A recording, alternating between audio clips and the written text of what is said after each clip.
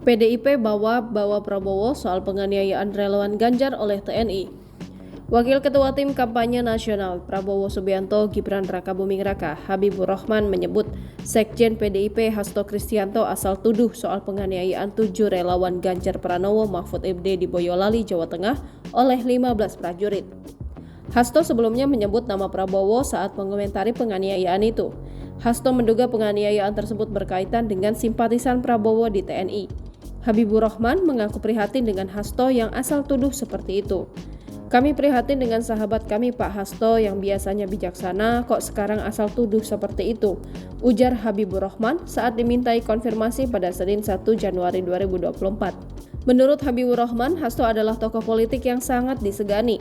Seharusnya, kata dia, Hasto bisa menghindari narasi yang bernada provokatif seperti itu. Kasus ini kan sedang diusut oleh pihak yang berwenang. Kita jangan berasumsi secara prematur yang bisa jadi fitnah, ucapnya. Kalau mau berasumsi, ada juga pihak yang berasumsi sebaliknya bahwa insiden itu terjadi karena pengendara motor yang arogan dan mengganggu ketertiban dengan knalpot brong. Tapi para pemimpin atau elit sebaiknya janganlah berasumsi, sambung Habibur Rahman. Maka dari itu, Habibur Rahman menilai ucapan elit seperti Hasto bisa disalahpahami oleh masyarakat di akar rumput.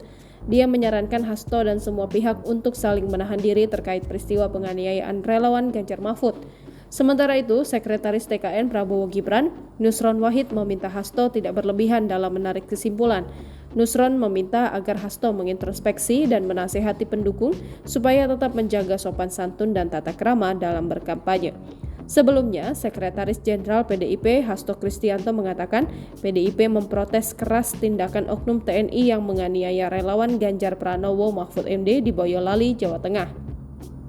Hasto menyebut PDIP sangat menyesalkan terjadinya tindak kekerasan dan penyiksaan tersebut. Bahkan Hasto membawa-bawa nama Menteri Pertahanan sekaligus Capres nomor urut 2 Prabowo Subianto. Kami protes keras atas tindakan oknum TNI tersebut. Para oknum TNI tersebut bertindak seperti itu diduga karena ada elemen-elemen di dalam TNI yang jadi simpatisan Pak Prabowo karena sama-sama berlatar belakang militer.